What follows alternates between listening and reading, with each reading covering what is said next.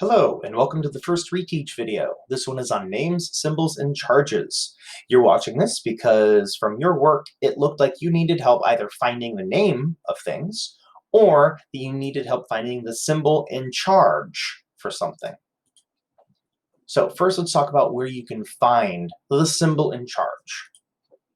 If you have a metal, you find it on the periodic table. All right, so if we switch over here to my periodic table, we can see that we have all the ionic charges listed from Unit 1.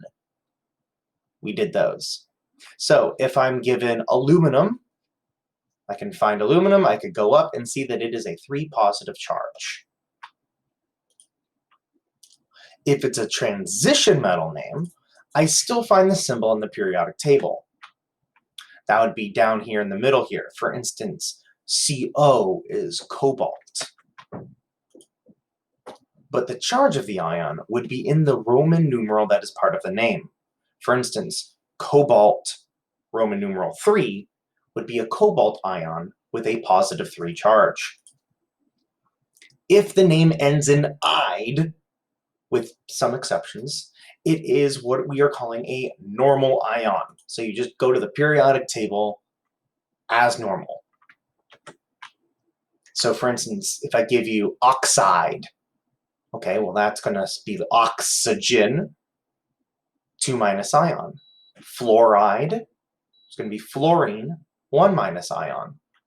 Phosphide, that's going to be phosphorus, 3 minus ion, etc.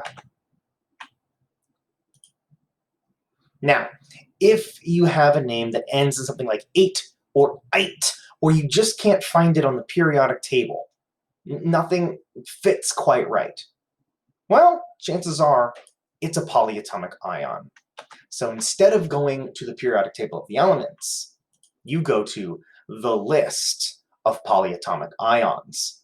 Notice that it also has a bunch of transition metal names here, which is also useful. But what we're talking about is this big table here. Citrate, is C6H5O7, all of that in parentheses, and it would have a charge of -3.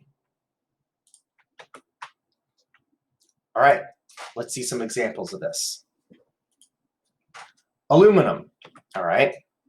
Find aluminum, find its charge. It's Al, +3. All right, if you get a transition name like copper 2, all right, you go here, find the symbol for copper. You'll notice it's a transition metal, so we're going to use the Roman numeral for the charge. So copper, that's Cu, and the charge is going to make it copper 2 plus. Now, something that ends in "ide, like chloride. All right, so you're going to find chlorine on the periodic table, find the symbol, find its charge. Cl1 minus. Let's go ahead and move my face now. All right, now something that ends in "ate" or "ite" or something weird. Nitrate. So this is not nitride, but nitrate. So that tells me it's polyatomic. So let me go here to polyatomic. I'm looking for nitrate. Here it is. Nitrate is NO3 with a -1 charge. All right. NO3. Sorry, +1 charge. I misspoke. All right. So that's how we find the symbols and charges. Let's do a little practice. Where to find the name? In the other direction, if you have an ion that only has 1 atom in it, chances are you're going to find the name off the periodic table. So, for instance, if I tell you Mg2+, you're going to find the Mg. 2+. Oh, that's called magnesium. If it's polyatomic, we're going to find it on our list of polyatomic ions and just look up the name.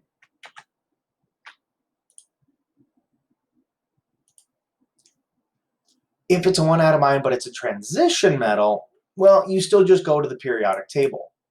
But keep in mind that there are different things, different ions that those transition metals can become. So things get a little complicated there.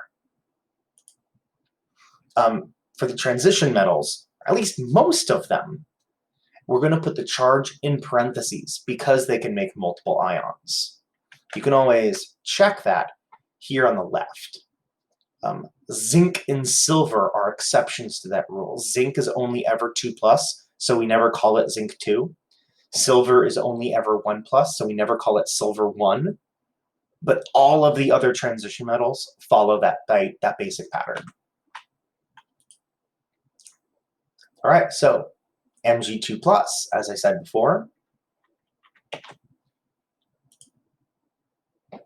2+, find the column of 2+, find where it says Mg, find the name. Magnesium. All right, PO4 with a -3 charge. Whew, all right. So I'm looking for the P's. There's HP, that's not quite what I want. Ooh, PO3, PO4, that's what I want with a 3- charge. It's called phosphate. All right, so now if I have something like Fe3+, all right, so I would go to the periodic table, but I find that iron is what Fe is. And it's in the middle, so it's a transition metal.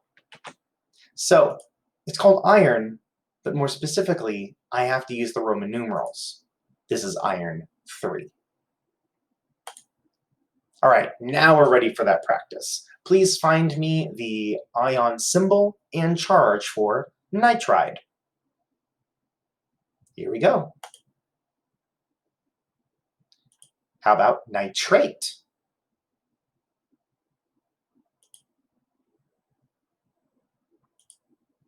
Calcium?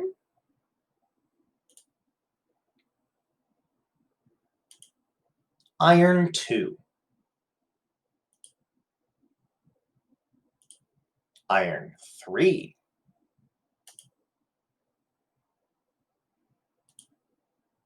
Ammonium. I can't find this on my periodic table anywhere. Means that it must be polyatomic. So I check there next. Oh, typo there, that should be NH4 with a 1+ charge. All right, now let's go the other direction. Please find me the ion name. All right, Cl is chlorine, so as an ion, it's chloride. B becomes boron. Ooh. Because it is a metal, we don't do the "ide" thing. You only do the "ide" thing for single atom ions that are non-metals, that are the negatives. I know, so many rules, so many exceptions. All right, CO3+. Okay, I gotta find what CO is. This is a transition metal.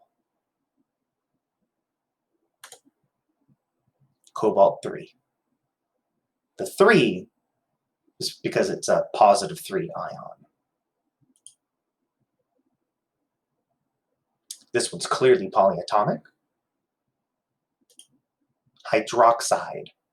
It's a weird one where it ends in "ide", but it's not a single atom ion. This is a polyatomic. It's just a weird one with a strange name. All right, that's a beast. Clearly polyatomic, though. So you look it up. Dichromate. This one. Silver.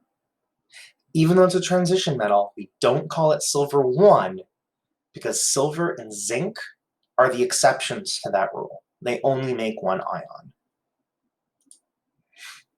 All right, congratulations, you've reached the end of the reteach on charges, symbols, and names. There'll be a little review on this at the end of the second reteach video, for those of you that are going to watch it.